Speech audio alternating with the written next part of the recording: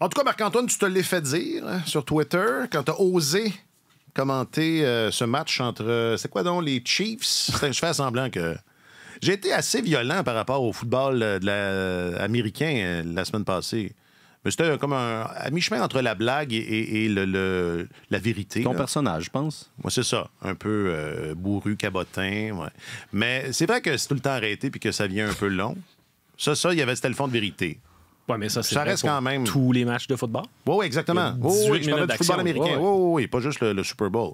Mais en tout cas, tu avais dit que tu ne le regarderais pas et tu l'as regardé, puis les gens ont suivi. C'est correct. Ah ouais. Oui, écoute, je me laisse prendre au jeu, puis il faut, à un moment donné, il ne faut pas se trouver des prétextes pour ne pas le regarder. Tu as raison, puis tu rentrais d'une dure journée de travail. Tu avais besoin de détente. Oui, j'avais quand même couvert une bonne défaite de 7-2. C'est ça, une dure journée de travail. Oui, fait que ça faisait du bien de voir un match serré. Avec un enjeu. C'est ça, avec exactement. 2 équipes qui jouent pour gagner et non pas pour jouer au Monopoly. Puis là, sur l'écran géant du Centre Bell, on passait pas notre temps non plus à essayer de spotter Charlotte Cardin, qui autre vedette locale. Ah, il y avait des vedettes? Non, mais c'est parce que je fais un clin d'œil à Taylor Swift, là, qui a été... Bon, on l'a pas tant... moins d'une minute, je pense qu'ils ont calculé ça 58 secondes. Puis, en général, dans les matchs cette saison, c'était autour de 28 secondes à peu près. Ben là, c'est largement exagéré. Les gens n'aimaient pas ça. Ben, beaucoup de gens n'aimaient pas ça. Ouais, mais on sait quel genre de gens. Oui, c'est ça. Ce sont des gens. Ce genre de gens. Hashtag les gens. Hashtag les gens. D'ailleurs, y avait-il des crêpes Suzette en fin de semaine, finalement? Non. Moi, c'est vraiment ce qui m'intéresse. Non, il y avait des petites crêpes, mais il n'y avait pas M. Flambette. Ah, OK. Le guéridon est resté dans le garde-robe. Monsieur Flambette, ça vaut aussi pour un U8, ça. Il n'aime pas ça qu'on l'appelle comme ça. Il fait dire... le gars du guéridon. Il préfère le gars du guéridon comme surnom. Monsieur Flambette. Oui, parce que la semaine passée, Alex, tu disais que pendant les matchs en après-midi, il y avait quelqu'un au guéridon qui faisait flamber les à l'occasion. C'est ça, une crêpe Suzette. Oui, c'est ça. Pour ceux qui... Mais depuis la pandémie, je pense que c'est terminé. Il n'y en aura pas. Ou peut-être, ou du moins pas pour l'instant. Toi, cette journée-là, toi, t'as pas allumé la télé. Zéro. Dimanche, ça? Ouais. Oui, pour le football. OK. Mais en journée, avec les enfants, on est allé patiner. Vous avez on a fait fait des trucs, du sport. on a fait des activités. Alors, puis je voyais en même temps Pardon, Marc-Antoine. Je voyais en même temps correct. les alertes, là, comme 1-0-1, 2-1-3-1. Ton téléphone. Mais là, je manque rien, mais en même temps. Ouais. C'est mon travail, sauf que là, dimanche, j'étais pas disponible pour ça. Je me suis un peu endormi sur le Super Bowl vers la fin du match, qui est quand même... C'est long. C'est dommage parce que le quatrième quart et la prolongation, je me suis réveillé et j'ai vu la fin. Là. Ma blonde, dans sa grande science, elle a dit, on devrait regarder juste... Elle dit ça à chaque année, d'ailleurs. On devrait regarder juste les 5 dernières minutes. Mais c'est parce que des fois, c'est réglé depuis longtemps aussi. Là. Justement, t'arrives, puis là, tu sais, c'est réglé, tu fais bon. Ben, ça a été un Super Bowl captivant. Ce qui n'est pas toujours le cas. Avez-vous aimé le spectacle à mi-temps? Pas tant, non? Je l'ai manqué. C'était pas le meilleur, là. J'aimais ça, moi. Non, mais j'ai trouvé que les gens... D'ailleurs, ça ressort dans la question du public cette semaine parce qu'on leur a demandé quelle était la pire nouvelle. C'était concernant le CH, mais il y en a qui ont débarqué, qui ont débordé. Concernant le CH, quelle était la pire nouvelle du week-end?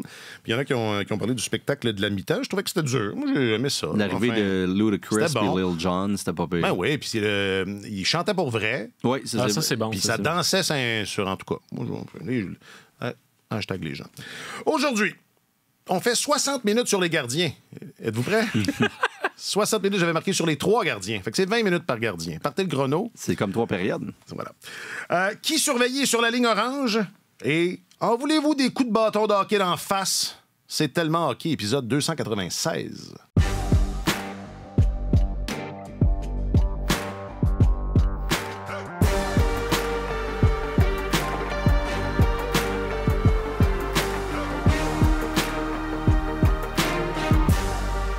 Et c'est décidé pour le 300e. On invite M. Flambette pour les crêpes Suzette. Wow.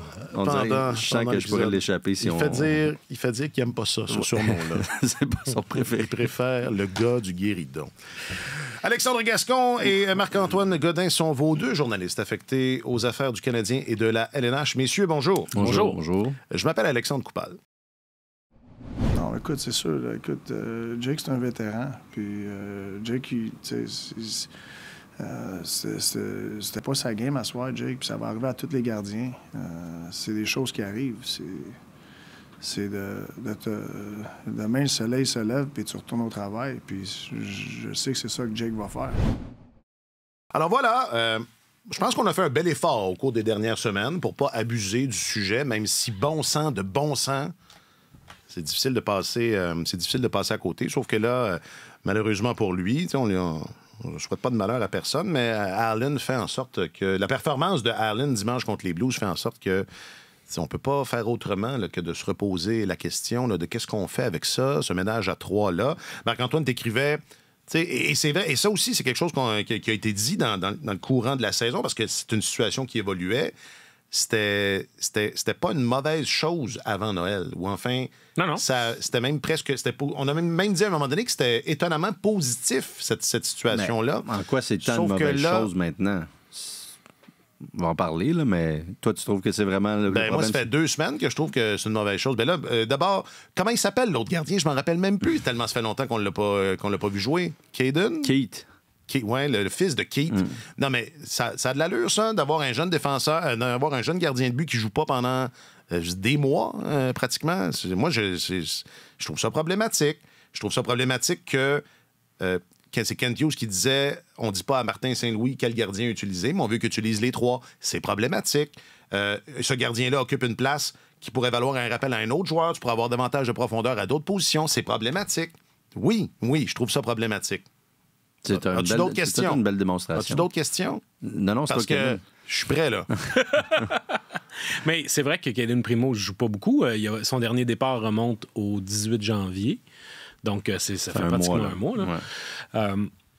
Je pense pas que Samuel Montembeault en souffre tant que ça, par exemple. Parce que Montembeault joue quand même. Là. Ils ont augmenté sa charge de travail. C'est juste que là, c'est que toute la portion qui revient à un substitut maintenant doit être partagée en 2.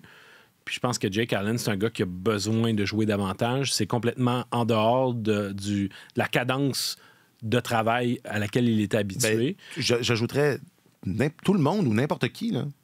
Je veux dire... Primo a une mauvaise sortie, puis on pourrait dire la même chose. La génération précédente des gardiens de but, les auxiliaires ne jouaient pas beaucoup non plus. Mais là, dans le contexte actuel, dans un environnement où la Ligue nationale fonctionne beaucoup par tandem maintenant, c'est sûr qu'il y a beaucoup de 1A, 1B. Ouais. Puis Jake Allen, quand il est au sommet de son travail, au sommet de ses capacités, c'est un très bon gardien de but de tandem, justement. T'sais. Alors... à cet effet-là, lui, il n'a pas eu une grande saison l'année dernière, puis je pense qu'il y avait des grandes attentes pour essayer de se remettre en selle puis pouvoir retrouver le niveau auquel il aspire. Puis cette année, ça n'a juste pas fonctionné pour lui. Il a remporté 3 de ses 4 premiers matchs, mais à partir du moment où il s'est fait chasser de son filet contre le Lightning de Tampa Bay au début du mois de novembre, on dirait que les choses ont dérapé. Puis à partir de ce moment-là, il n'a jamais été capable de vraiment trouver son élan. Ça arrive souvent qu'il donne des buts tôt dans le match. C'est arrivé 3 fois, dont contre Tampa, puis en fin de semaine contre les Blues, où il a donné au moins 3 buts en première période.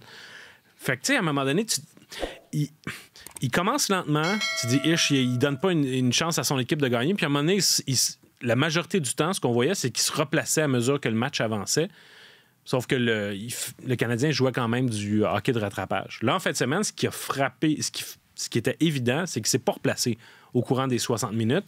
C'était douloureux parce que c'était contre son ancienne équipe. Je pense qu'il y avait ses coéquipiers le savaient que c'était un match qui était important à ses yeux. Et là, on se retrouve... Je comprends que tu t'en parles aujourd'hui parce que là, ça sert ni Primo et ça ne sert plus à Allen. Et dans l'intervalle... le fait qu'il y ait 3 gardiens de but, on se disait, là, le Canadien va en échanger un. Il y a des besoins dans d'autres équipes. Mais sauf qu'il y a des équipes qui, plus tôt dans la saison, se disaient on gagnerait à aller chercher un nouveau gardien. Ils ont préféré être patientes, ces équipes-là.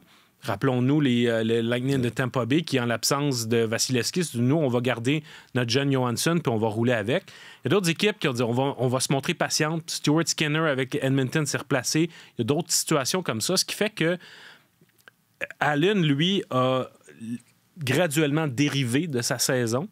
Et pendant qu'il y a d'autres équipes qui ont réglé, leur problème devant le filet s'est réglé par soi-même, tu te dis, il y avait peut-être une fenêtre qui, à un moment donné, était ouverte, qui aujourd'hui semble s'être refermée. toutes les équipes ont été patientes. Il n'y a pas d'échange de gardiens. Non. Je pense qu'il n'y en a eu aucun depuis Casey DeSmith, en fait. Là. Donc, il n'y a que Hughes qui est là à rendre ses gardiens disponibles. Tu sais, Allen, ça reste que 18 départs quand même cette saison. Il risque mettons qu'il passe le reste de l'année avec le Canadien, il va en avoir au moins 25. Disons, peut-être même un petit peu plus proche de 30. Ça reste un travail d'auxiliaire, une charge de travail d'auxiliaire tout à fait correcte. Puis il a souvent dit par le passé, moi, ça a été long dans la Ligue nationale avant que je trouve ce qui fonctionne pour moi, ma recette gagnante, et j'aurais pas pu faire ça avant, jouer sporadiquement parce que c'est trop difficile au niveau de la concentration. Comme tu disais, je suis un gars qui aime le rythme, etc. Mais maintenant, ça va. Puis c'est ce qu'il disait à l'époque, ce qu'il a dit souvent. Clairement, là... Je ne sais pas si c'est le début de son déclin, là, on ne lui souhaite pas, mais ça ressemble un peu à ça. Depuis le début novembre, c'est 2-10-2 s'affiche. Parmi tous les gardiens qui ont disputé au moins 10 matchs, il y en a 67. Il est 65e pour la fiche, 60e pour l'efficacité, 66e pour la moyenne. Donc vraiment, puis là, c'est un échantillon qui commence à être assez large, là, assez important. Alors, c'est difficile de... Malheureusement, il y a peut-être un peu là une constatation que tranquillement, il s'en va peut-être sur la pente descendante. Puis je ne sais pas si c'est parce que Hughes s'est montré gourmand, entre guillemets. Là. Tu sais, quand tu dis que la Caroline avait besoin de renfort, les Devils avaient besoin de renfort, les Oilers se posaient des questions, il y en avait un peu partout. Et puis on a entendu le nom d'Allen associé à celui d'Edmonton pendant un bout de temps. Est-ce que Hughes a voulu être un peu trop gourmand à l'époque? Est-ce parce qu'il voulait absolument pas retenir de salaire, etc.? Bon, on le sait pas.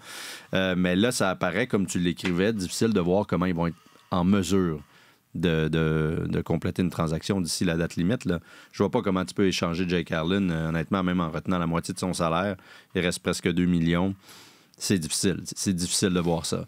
Il y a Elliot Friedman qui disait que les Devils sont toujours à la recherche, mais on parlait plus de solutions à long terme dans leur cas, là, comme Jacob Markstrom, par exemple, qui lui va vraiment très, très bien avec c'est l'autre affaire aussi, c'est que dans la fenêtre dont tu parlais tout à l'heure, il y a aussi des noms de gardiens intéressants qui se sont ajoutés à la conversation. Markstrom, le dont premier. on n'entendait pas tant parler il y a 2 mois. Là, Markstrom, John Gibson. Lui, il lui reste 3 saisons, je pense, à 6,4. Ça va peut-être être un petit peu plus compliqué, mais Markstrom, 6 millions, ça a l'air un peu moins élevé, 2 autres années, et c'est vraiment, vraiment replacé. Là. Il connaît une excellente séquence, une assez bonne saison. Ça peut être intéressant pour une équipe comme les Devils qui ont aucune solution à court terme devant le filet, court ou moyen terme devant le filet. Il n'y a personne qui s'en vient. On pensait peut-être qu'Akira Schmid, l'année dernière, après ses belles performances en série, ça deviendrait quelque chose, mais pour l'instant, c'est pas le cas. En tout cas, ça devient intéressant. Puis moi, je vois plus où Jake Allen a sa place dans ce marché-là. Là. À Laval. Qu'est-ce qu'il y a de mal à ça? Qu'est-ce qu'il y a de mal à ça? Je comprends là, que c'est plate, là, mais en même temps, c'est le cycle de la vie. Ouais, on pourrait mettre la chanson, là. Note de réalisation. J'allais dire, il faut faire attention à comment ça va passer. OK. Dans ta gang. C'est ça, OK. Ouais. C'est peut-être le seul argument, là pour le garder pour l'instant. Comment dire, c'est pas comme... ce serait pas une décision drastique. Ce serait pas une décision loufoque non plus. Ben, enfin, je sais pas, dites-moi. Non, c'est pas drastique, là. C'est pas comme si on n'y avait pas eu sa chance. Non, mais sauf qu'en même temps, il y a toujours un équilibre à préserver dans le vestiaire, puis on dira il faut pas surestimer cet aspect-là, mais il faut quand même en tenir compte, surtout quand il s'agit d'un des rares vétérans influents et respectés dans une jeune équipe comme le Canadien. Fait que le renvoyer à Laval sous prétexte que qu'on veut davantage développer Primo, il est pas... Tu sais, il a été mauvais en fin de semaine, mais son rendement moyen, depuis le début de la saison, n'est pas aussi atroce que ça a été en fin de semaine. C'est juste qu'il est correct, puis tu gagnes pas avec correct. Alors, c'est comme ça. C'est aussi simple que ça. Alors, si tu décides de dire, sous prétexte qu'on veut davantage développer Primo, on va le céder à Laval, je ne sais pas dans quelle mesure ce serait quelque chose qui serait bien accueilli dans le vestiaire. Peut-être que le Canadien pourrait décider de le soumettre au ballottage pour dire, voyons voir si quelqu'un en prendrait, le prendrait. Et le garder à Montréal. Et si jamais il n'est pas réclamé, on le garde à Montréal. Ça se peut. Cela dit, moi, c'est pas de gagner des matchs. Là. J'ai fait le deuil de ça. Là. C'est pas tant ça que je trouve qui est le problème. Peut-être que c'est ça. Peut-être qu'une des solutions aussi, c'est juste de donner le filet plus souvent à Primo, puis moins souvent... ça pourrait être ça aussi. Ouais. Moi, je trouve que... honnêtement, c'est fascinant, c'est spectaculaire de voir que Cayden Primo, dans un contexte où il a aussi peu joué cette année, a quand même réussi à démontrer qu'il avait fait un pas en avant. Et c'est ce qui sauve toute cette situation-là. Oui, parce que ça aurait très bien pu être une situation où Primo, étant donné qu'il ne joue pratiquement jamais, n'est pas capable de lui aussi de prendre son rythme, puis finalement, quand il est envoyé dans la mêlée, il est tout simplement pas capable, ou il a l'air du gardien qu'il était quand il était rappelé, mettons, il y a 2 ans. Tandis qu'il a été beaucoup plus convaincant depuis le début de la saison. Le travail qu'il a fait au niveau vidéo, au niveau technique aussi sur la glace, avec Éric Raymond, a vraiment porté fruit. Mais à un moment donné, il faut que tu lui donnes aussi des munitions pour que la théorie se transforme en pratique aussi. On le sentait friable mentalement quand il est à ses premiers rappels, Primo. Puis cette année, il a été beaucoup plus solide. Puis même, je me rappelle plus, c'est moi qui le couvrais pourtant, mais le match là, où il s'est fait trouer du côté de la mitaine 5 fois de suite, là, je me rappelle plus de l'adversaire. Mais tout ça pour dire il l'avait dit lui-même, et après les 2 premiers buts... ça m'a joué dans la tête. Ouais, je savais que c'est ça qui se passait. J'ai eu de la difficulté à m'en remettre. Et peu de temps après, retourne devant son filet et démontre encore une fois beaucoup plus d'aplomb, beaucoup de confiance. Donc, c'est vrai qu'il a fait un pas en avant et c'est étonnant. Et lui-même disait récemment que, selon lui, il n'y a plus rien à faire dans la Ligue américaine. Là, j'ai lu ça. Il préfère de loin jouer dans... Plus rien à prouver. Oui, c'est plus ça. C'est un peu... Mais c'est tellement un investissement à long terme, les gardiens de but. On regarde, Samuel Montembeault est un bon exemple. Sa progression continue, puis là, il est de plus en plus convaincant. Puis il n'y a personne qui est inquiet quand Montembeault est devant le filet. Et ça paraît dans la façon dont l'équipe joue. Absolument. Exact, ça c'est vrai. Mais à travers la Ligue nationale, Charlie Lindgren, cette année, qui joue très, très bien à Washington. Aiden Hill, qui pourrait être le gardien numéro 1 du Canada dans les prochains tournois internationaux, alors que c'est un laissé-pour-compte il y a 3 ou 4 ans à peine. T'sais. Alors, tu le vois que à quel point ça peut être plus long pour les gardiens de but, alors de pouvoir continuer d'investir sur Cayden Primo, alors qu'encore l'an dernier, on disait qu'il n'y a plus rien à faire avec ce jeune-là. Mais non, il y a encore quelque chose à faire. Alors que Harlan est un produit fini, puis tout le monde sait. Mais là, la question, c'est plus s'ils n'échangent pas la date limite des transactions, qu'est-ce qu'ils vont en faire? Qu'est-ce qu'ils vont en faire l'année prochaine? Ça va être... Non, puis... Dans le fond, on se plaint le ventre plein parce que... Ça va donner de la copie à nos collègues. Regarde, certains collègues qui... On fait 60 minutes sur les 3 gardiens. Je la réutilise novembre 2024, janvier 2025. Hey, on se le souhaite pas, là. Non, je la... parce que tu disais aussi, ça prend... Ça prend de place. Ça prend une place sur la formation de 23 joueurs. Ouais. Oui, mais pour l'instant, est-ce que tu as l'impression, tant que ça, qu'il y a des gars qui n'ont pas eu droit à leur chance ou qui n'ont pas eu leur rappel parce que Jake Allen venait... Jake Allen en ce moment, non, mais il y a un moment donné, cette saison... En début de saison. En début de saison, il était coincé. Oui, parce qu'il y avait des attaquants qui n'étaient pas du tout méritants, puis il n'y avait pas d'attaquants en extra, ce qui fait que Martin Saint-Louis était obligé de toujours utiliser les mêmes 12 gars.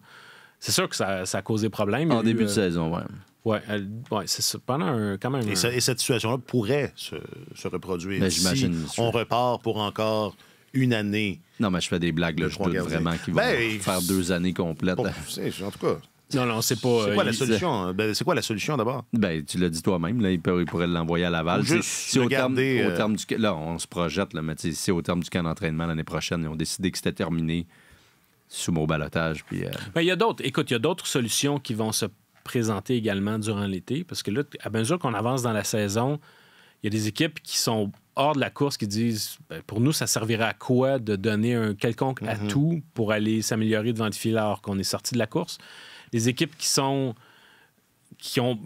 bonnes et qui ont besoin d'aide devant le filet, là, elles ont l'embarras du choix, puis elles vont probablement dicter l'allure du marché. Tandis que quand tu arrives à l'été, là, tu pèses un peu sur le bouton reset, puis tout le monde réévalue qu'est-ce qu'ils ont à leur disposition. Puis là, le Canadien peut dire, nous, on va prendre un contrat d'un joueur à une autre position qui est un peu plus indésirable à vos yeux. Nous, on va le prendre, puis on va, entre guillemets, s'échanger nos problèmes. Un Tanner Pearson, un peu comme ce qu'ils ont fait dans l'échange de Smith à Vancouver. Non, puis et comme tu parles de ça, soudainement, j'ai plein d'idées d'endroits, de ces équipes qui ne seront pas des séries cette année, mais qui sont pas loin, ou enfin, qui sont dans un processus pour essayer d'y être, et que la situation devant le filet n'est pas claire. Il y en a des équipes comme ça, il y en a plusieurs. Ne nous projetons pas trop, là. Je pense que Hughes va tout tenter pour essayer de l'échanger d'ici 3 semaines. C'est ça. Cet été, il y aura d'autres occasions. Ouais. OK, c'est rassurant. Les gars, c'est rassurant. Je suis rassuré. Moi, j'ai une idée. Ah, oh! J'ai eu une idée. J'allais changer de sujet. Le directeur général de salon en moi.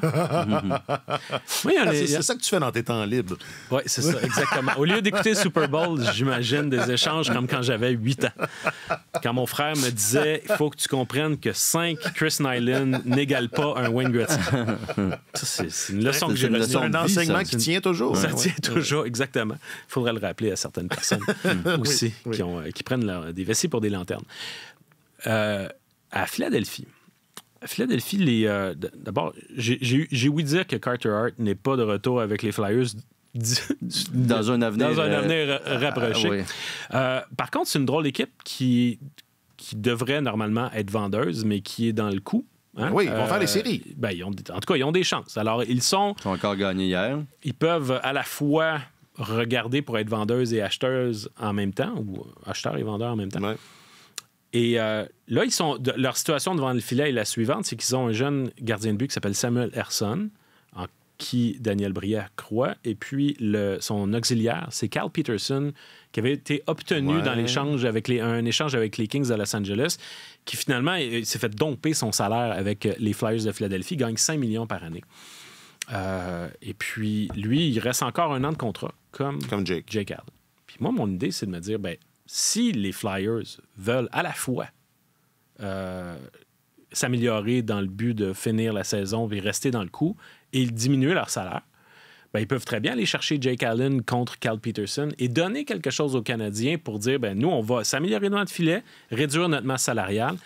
Puis le Canadien, eux, ils ramassent un actif, puis après ça, ils peuvent envoyer Cal Peterson à Laval. La face à Gascon. C'est dommage qu'on soit juste un balado en audio. Oui. Parce que cette face-là, ça vaut. C'est pas un échange de la phase 2, ça, dans ma tête. Mais peut-être que ça. Des affaires de même. Enfin, des affaires de même, ça se peut. Écoute, il faut que tu ailles chercher. Je te dis pas que ça peut pas se faire, là. Non, mais c'est juste décourageant, c'est juste ça. Oui, mais écoute, en même temps, il faut que, le Canadien a beaucoup d'argent, peut dépenser beaucoup d'argent. Oui, cet été particulièrement.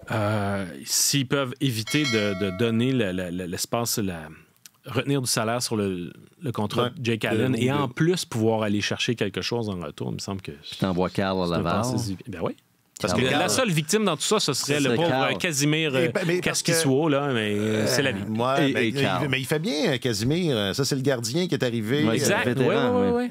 C'est un vétéran. Il y a 30 ans. Il a joué avec les Marlies de Toronto pendant quelques années. C'est ça, il arrive Ils sont allés le chercher pour ça, pour encadrer un peu de Parce que Jakub Dobeš, c'est ça. C'est un jeune, il faut lui donner... Avez-vous remarqué à quel point tout le monde dit, puisqu'on parle de Dobeš puis tout ça, puis ça me fait penser à ça, tout le monde à Laval dit, Jacky le dit, Mailloux le dit, puis Dobeš le dit, puis les gens disent ça d'eux. Ils ont tous appris cette année à être des bons professionnels, à arriver à temps. Arriver à l'heure, Non, mais là, tout le monde dit ça, puis là, je suis comme, ça veut-tu dire que, comme vous l'aviez tous pas compris avant, j'ai trouvé ça étonnant que ce soit un discours qui revienne dans la... dans l'éducation, si on veut, de tous ces gars-là. Arbor Jacky en a parlé assez ouvertement la semaine dernière. Mailloux cette semaine. Dobeš l'avait dit il y a quelques semaines aussi.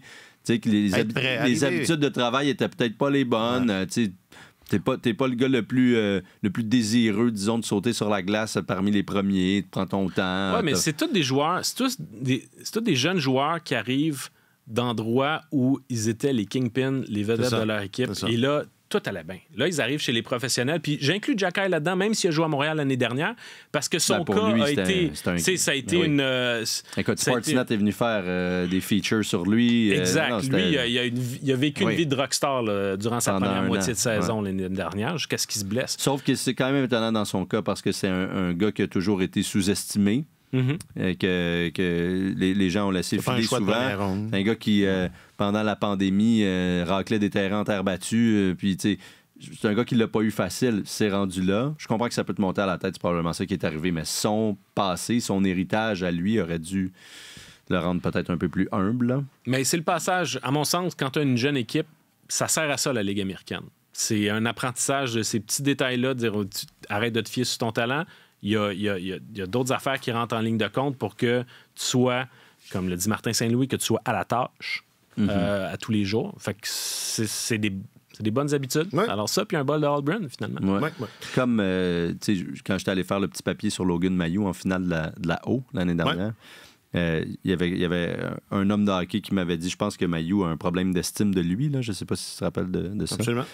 Puis, je m'étais reconnu là-dedans. que ça l'avait peut-être fait faire des erreurs par le passé, puis disons que son jugement était altéré peut-être par cette perception qu'il avait de lui-même. Et puis, ça pourrait c'est dans la continuité là, de cette personnalité-là. Si effectivement, c'est comme ça qu'il... Ben c'est exactement ça que j'ai pensé quand j'ai lu Mailloux sur le sujet. Ce que tu nous avais dit, c'est ça au niveau de son absence de manque d'estime de soi. D'humilité, oui. Son absence d'humilité. C'est ça. Et le fait qu'il en parle, ben c'est certainement... Habituellement, et là, je vais parler d'expérience, là, quand tu manques pas d'estime de toi, c'est rare que tu t'en aperçois. Fait que déjà qu'ils s'en aperçoivent, c'est parce qu'il y a des gars qui lui ont dit. Oui, mais qui l'acceptent et qui en parlent. Puis t'as lui, puis t'as bon Dobèche. Ça veut dire que c'est une génération gâtée pourrie, dans le fond. C'est ça que ça veut dire. C'est une génération qui ont mieux confiance. Quand on était jeunes. C'est des gens... Les autres. C'est des gens qui ont confiance. Ça, c'est ma conclusion de ce Alex, segment. Tu pourras pas le savoir, mais tu pourras jamais le savoir, mais tu sais, quand on est vraiment très bon, c'est difficile d'être humble. Ouais. Toi non plus, j'imagine que tu peux pas savoir ça. Je faisais comme si. Question du public, réseaux sociaux. Question du public, réseaux sociaux. Alors, on a sondé le cœur et l'âme des gens qui suivent le Radio-Canada Sport sur les réseaux sociaux. Le week-end a été difficile. Et on vous a demandé quelle était la pire nouvelle pour le CH. Sur le book, Christian, la prestation d'Allen contre les Blues. Est-ce que c'était la pire nouvelle? C'était certainement dans le top 3. Donc ça, c'est sur le book, là, Raoul, Clément, c'est Allen. Allen, les performances d'Allen, on devrait l'échanger pour une douzaine de hockey. Ça, c'est Clément.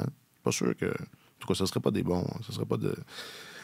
Mario, sur Facebook, ce serait pas des hockey, des bâtons de grande... Ça serait pas en composite là, ou en graphite, là, je pense. Mario sur le book, que l'année n'est pas finie, ça revient aussi. Ouais. René sur Facebook, les 3 blessés.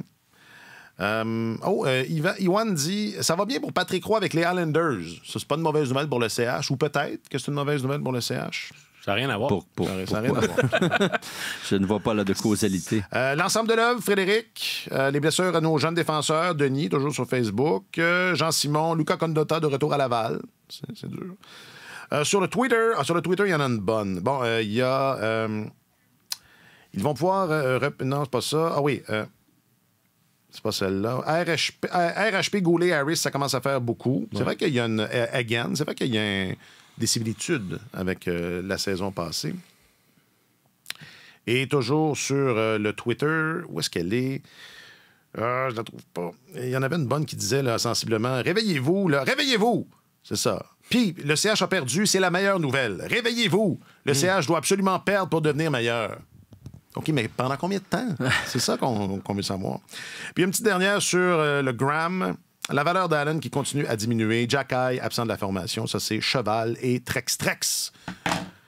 Les blessures, bon sang. Caden, là, au moment d'enregistrer, on ne sait pas. On ne sait pas où est-ce qu'on avez-vous regardé. On va probablement le savoir. Là. On va le savoir. Vous le savez. On va le savoir après l'entraînement, le matin, comme on dit. Parce qu'il n'y a pas eu, à cette heure-ci, là, on enregistre, il est 10 h mardi matin. À cette heure-ci, il n'y a pas eu de rappel des comment ça s'appelle? Le Rocket. Du Rocket. Il n'y a pas eu de rappel encore. Donc, on peut présumer... Peut-être des miraculés. C'est ça. Il y a peut-être un miraculé. Mais dans le cas d'Harris, c'était plutôt inquiétant parce que si vous n'avez pas vu la séquence, là... C'est minimum une semaine, normalement. Oui, c'est ça. Pour une commotion cérébrale. Là. Parce que c'est ça. Après un contact, il était complètement désorienté. Et dans le cas de Goulet, ben, il est resté quand même longtemps par terre. Puis, est-ce que c'est la même épaule? Ça se peut que ce soit l'épaule, mais ça se peut que ce soit les côtes aussi. Parce qu'au moment de la mise en échec de Marco Scandella, il y a comme le bâton de Scandella qui s'est comme barré dans le haut des côtes. Oui. Exact. Alors, dans le point-virgule. Alors, ça se peut que ce soit ça. Sinon, ce serait l'épaule gauche. Moi, ce que ça m'a dit... sur le coup, c'est que je me suis rappelé l'année dernière, au mois de mars, il y avait un match à Anaheim où Kaden Guhle s'était fait mettre en échec par Maxime Comtois.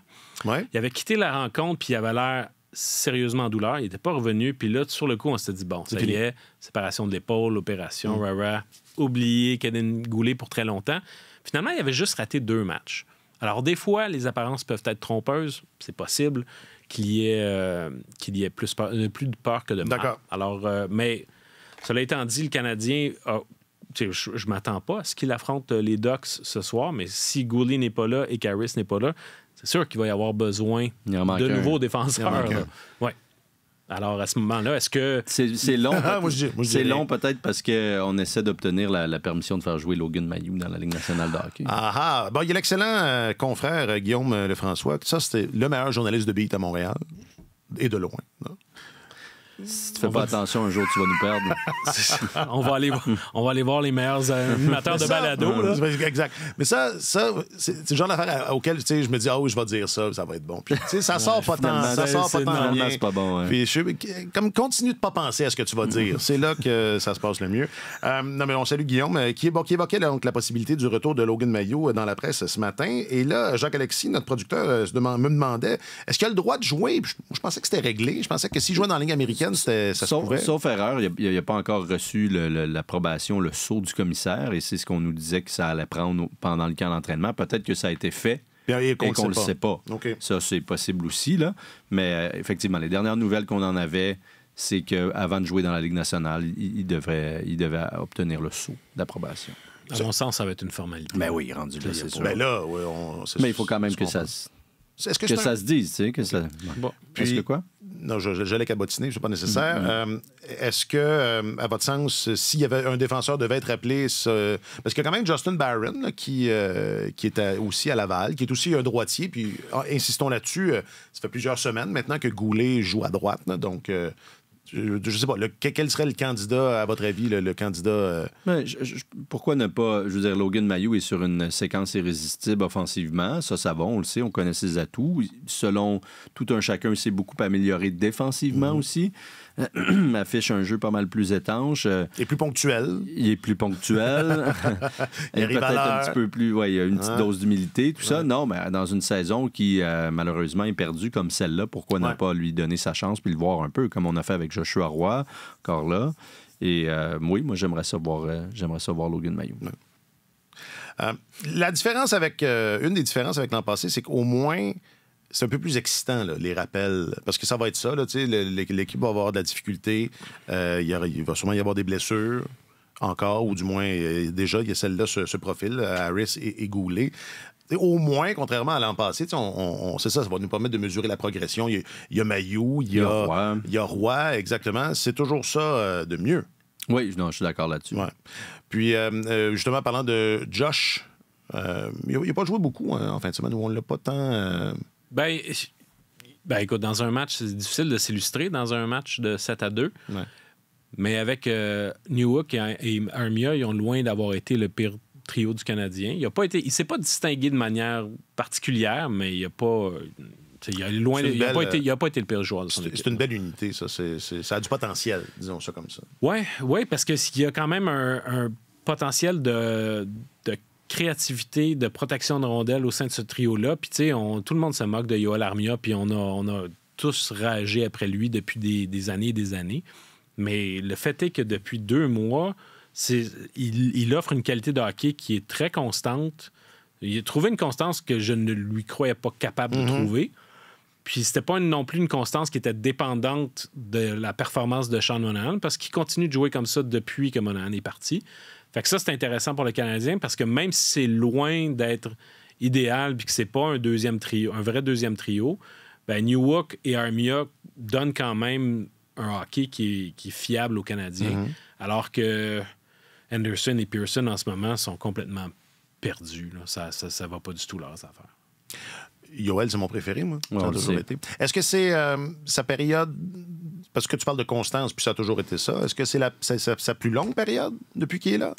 Oui, de jeu de qualité, oui, absolument. Ah ouais? Il y a eu un moment où il était plus prolifique. C'est ça, il y a une plus grande qualité de jeu.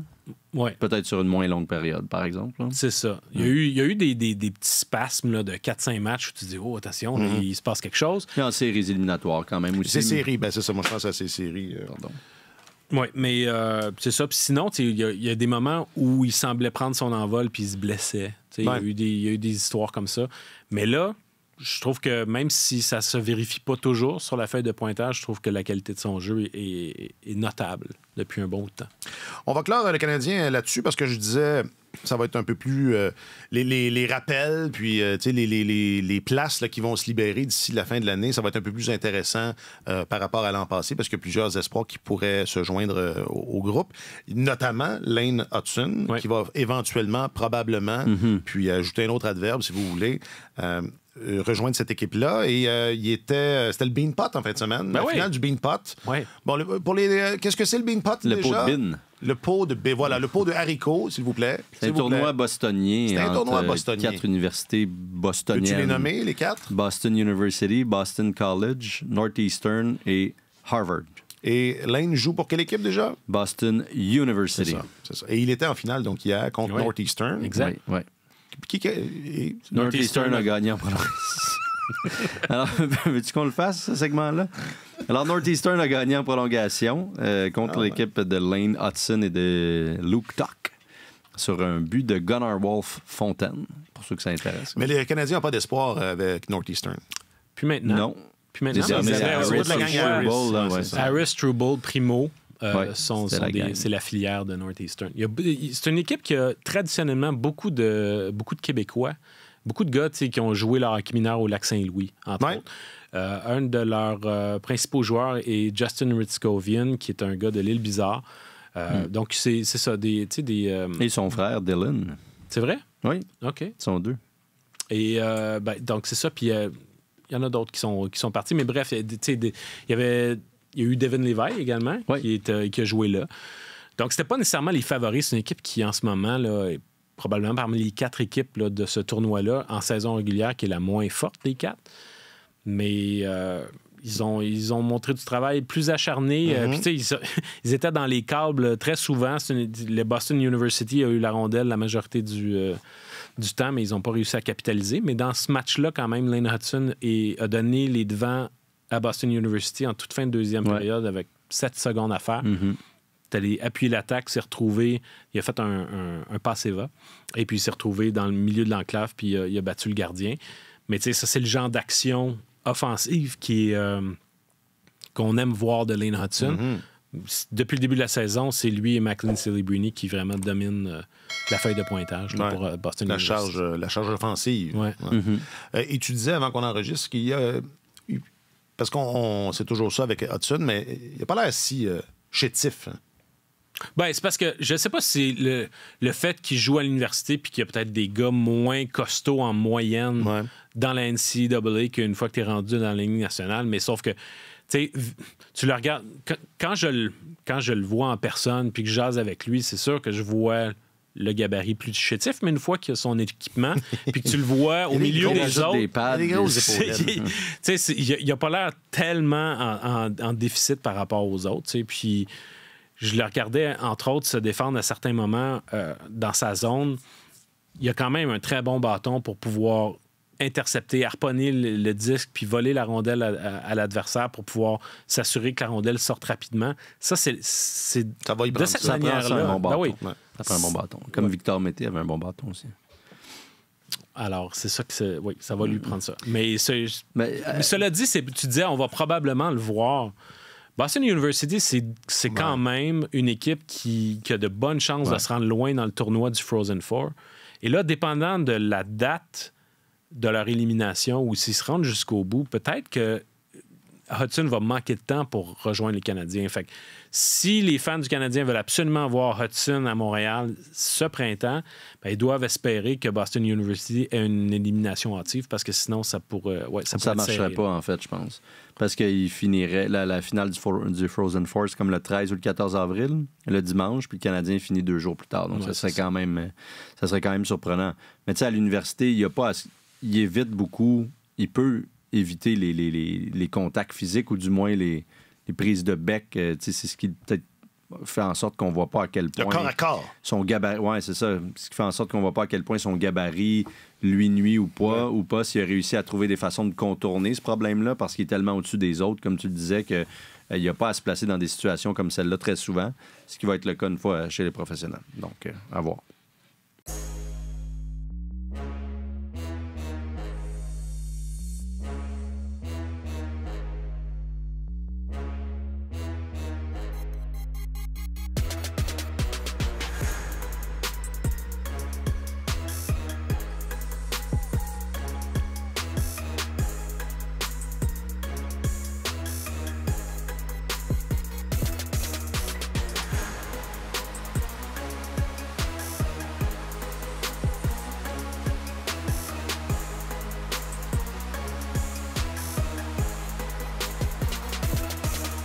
Bon, on en parle parce qu'il le faut, j'imagine. Je sais pas.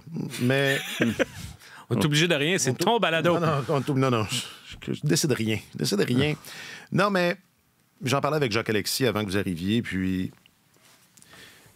C'est parce qu'à un moment donné, là, les coups de bâton d'en face, hein, il semble juste y avoir, nous, les gens qui jouent pas dans la Ligue nationale de hockey, que ça inquiète. Et même là... Et le message qu'on reçoit des gens qui jouent dans la Ligue nationale de hockey, c'est que nous, on joue pas dans la Ligue nationale de hockey et qu'on comprend pas. Puis c'est bien correct, parce que c'est vrai qu'on joue pas dans la Ligue nationale de hockey, puis peut bien chacun penser ce qu'on veut, chacun de notre bord de cette frontière-là qui nous sépare. Je pense pas. Alors si... Non, mais... Comment je pense pas? Non, je suis pas d'accord avec toi. Non, moi, je trouve que c'est assez Parce que bon. c'est ce qu'on entend. Quand les journalistes vont dans le vestiaire demander aux joueurs de hockey de la Ligue nationale ce qu'ils en pensent, des coups de bâton de hockey d'en face, ils disent que ça se fait pas prendre un slap shot dans un filet désert. Et que c'est ça qui est le plus grave. C'est grave. C'est deux choses différentes. Bon, mais Il y a souvent une cassure entre les analystes puis même les anciens joueurs dans ces cas-là, là, sur l'interprétation de la chose. Les journalistes vont souvent dire, voyons, ça prend quelque chose d'exemplaire. Arrêtez de donner des coups de bâton en face, c'est pas bon pour la santé. Les anciens joueurs vont faire l'argument inverse, on s'entend. Oui, mais quand je dis que c'est deux choses différentes, c'est que on parle on parle du coup de hockey d'en face. De quoi vous parlez, les gars? Du coup de hockey d'en face de Morgan Riley sur Ridley Gregg. Greg qui il s'échappe en fin de match, le filet désert, puis il prend comme un... Alors qu'il est tout près. Ça aurait été drôle qu'il rate. Il prend un slap shot pour marquer dans un filet désert. Ce à quoi Riley réplique aussitôt avec...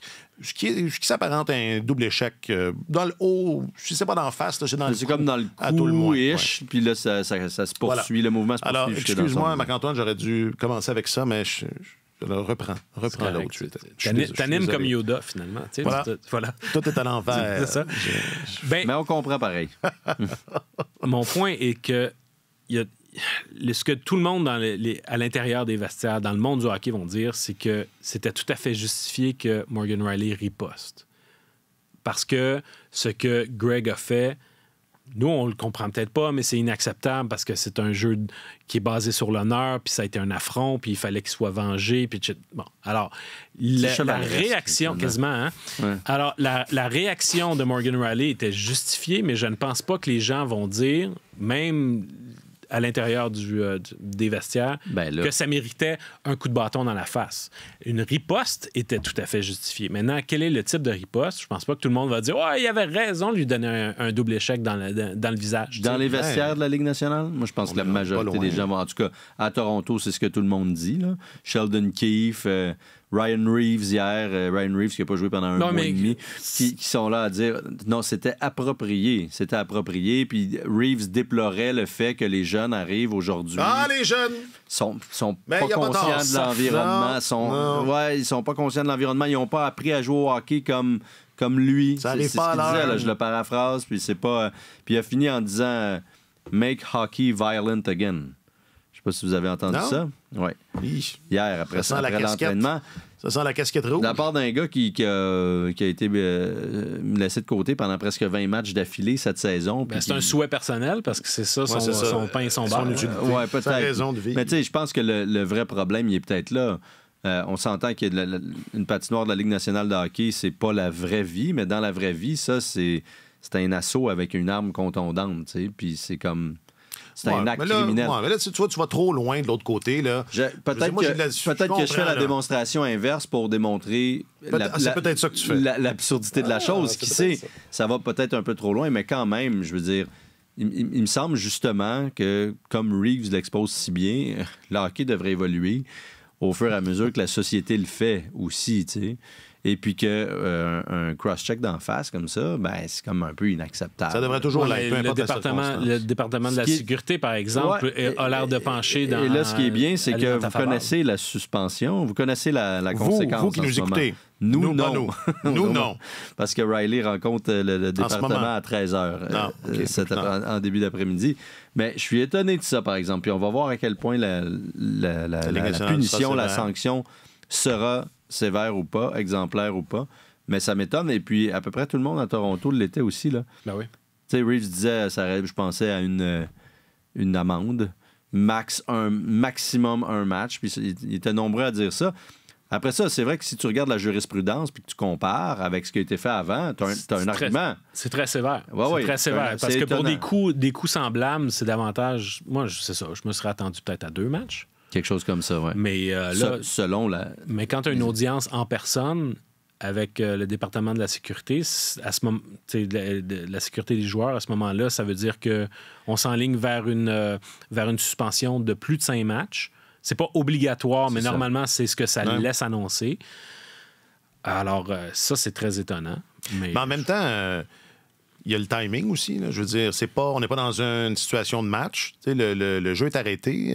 C'est après un but. Mm-hmm. Moi, j'ai pensé à Pierre... Je pense à ça ressemble beaucoup à ça. Dale Hunter sur Pierre Turgeon. Ça ressemble beaucoup à ça. C'est-à-dire qu'il n'y a pas l'élément... là. D'arrogance de la part du buteur, là, dans l'exemple de Turgeon. Mm-hmm. Turgeon avait juste marqué un but, là, puis il célébrait, puis il s'est fait faire un double échec dans le dos. Puis comment dire, il a pris la tête dans la bande. Ouais, blessure sérieuse. Là, je pense que Greg a vu venir Riley. Selon l'angle, il semble voir venir. Il n'y a pas cette espèce d'effet de surprise-là.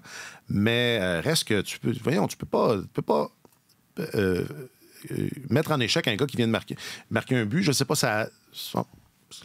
Quand tu... Ouais, mais écoute, quand tu décides de narguer l'adversaire de cette manière-là, tu dois t'attendre à ce qu'ils répliquent. Eux autres, là, ça doit être les Maple Leafs puis qui sont pas reconnus comme étant une équipe qui se tient les coudes serrés puis qu'on a tellement... C'est tellement...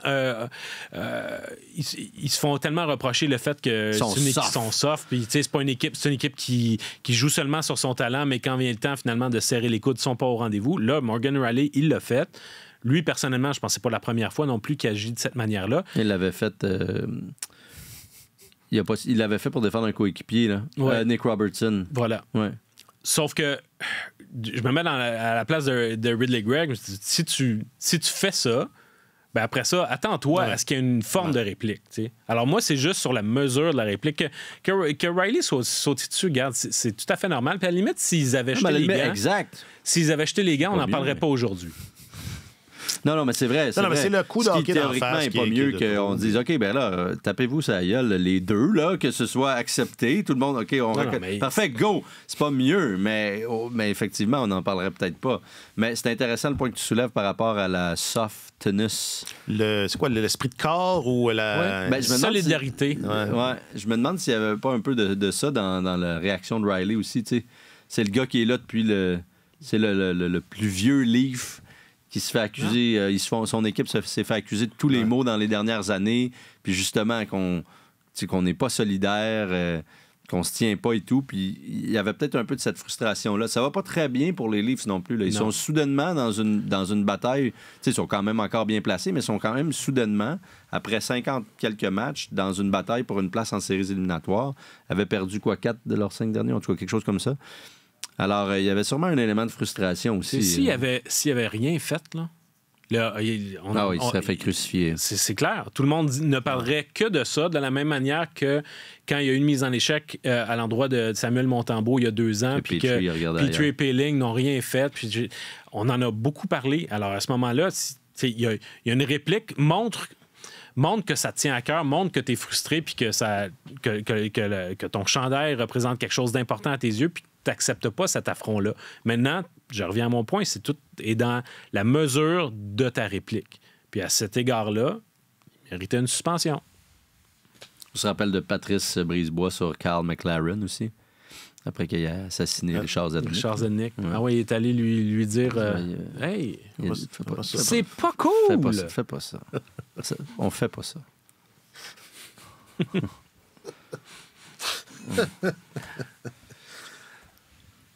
Ça va pas! Ça va pas, la tête! Es-tu malade? Richard!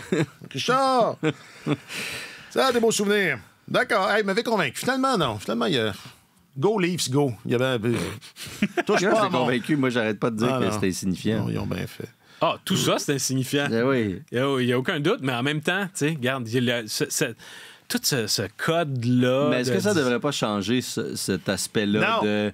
Parce que Regarde, tu peux pas comprendre. Je comprends que Je vais te l'expliquer, Greg, là. on pourrait dire c'est un mauvais gagnant. Tu sais, je dis ça à mon fils aussi des fois. Là. Non seulement t'es mauvais perdant, mais en plus t'es mauvais gagnant. Ça, c'est désagréable. Tu sais. Mais t'es donc bien frontal. Oui, c'est assez direct. Non, c'est pas vrai, j'enrobe le truc, mais je dis que c'est important d'être un bon gagnant Absolument. aussi. Puis Greg, là-dessus, a été... C'était Ouais, mais c'est un mauvais petit, gagnant. C'était un petit c'est un petit verre. étoile. Oh oui, écoute, il va être... Il est baveux. C'est un petit baveux. c'est un petit- dans son char gris. C'est un petit baveux. Fait que j'y ai rentré dedans. C'est ça que Riley va dire dans son audience. J'y ai rentré dedans. Mais moi... Mon point de vue habituel sur ces trucs-là, c'est que... Sors-nous donc, Marc-Antoine, ton C'est point juste de vue que habituel. ce qui est bon pour pimenter des rivalités en général, Ben je suis oui, en ça c'est bon. faveur. Ça c'est bon. Bon. Non, c'est juste Fait que tapez-vous dans le fond, sa noix. c'est juste, non, mais c'est juste le bâton dans les gars. Mais tout le monde parlait de ça à Toronto, le retour de la bataille de l'Ontario. Ben ouais, puis c'est ça. Et c'est sûr que c'est positif. Faites juste pas vous donner des coups de bâton d'en face. C'est juste ça. C'est ça. C'est juste ça. Puis laissez-nous. À la place, On va- jetez les gants, puis Ouais, battez-vous non, comme mais- des hommes. Ouais, colle. Mais puis faites-nous confiance là-dessus. Hein? On connaît rien, mais faites-nous confiance là-dessus. Les bâtons de hockey d'en face, là, c'est pas bon pour personne. Alexandre Gascon, tu es notre journaliste affecté aux affaires du Canadien et de la LNH. Tu peux même parler, toi. Es-tu un bon gagnant, toi? Ben, oui. Je me suis amélioré avec le temps. C'est ça. Quand t'es jeune, c'est normal de ne pas l'être, mais à un moment donné, quand t'as 37 ans, tu sais, Oui. 38, Arrives-tu à l'heure? c'est pas toujours. Marc-Antoine Godin, tu es notre journaliste affecté aux affaires du Canadien et de la LNH. Es-tu un bon gagnant? Tu gagnes pas souvent. Ah! Non, mais non. Ouch! Ouch! Est-ce que tu gagnes-tu des fois? Ça dépend à quoi. Mettons le Jules Fournier, là, c'est toi qui l'as come gagné. on, aïe, aïe. Aïe, aïe. Non, j'ai pas de chance de gagner Jules Fournier. Wow. Ça mérite un coup de bas. Non. J'étais un petit Ridley. Il n'y a rien qui mérite ça. Mais es-tu bon gagnant, bon perdant? Oui, je suis très bon gagnant. Oui. Si je me souviens bien. Jacques-Alexis Bernardin est le signataire, il me semble, la fois que... La fois que j'ai gagné, ça. Jacques-Alexis Bernardin est le réalisateur de cette émission. Es-tu bon gagnant, Jacques-Alexis? Je sais pas, hein? Oh, moi, c'est ça. Pas du tout qui fait dire. Bon. Je m'appelle Alexandre Coupal et non, moi, je gagne pas souvent, moi non plus. Donc, je sais pas. Sur tous les terrains et sur tous vos appareils, Radio-Canada Sport.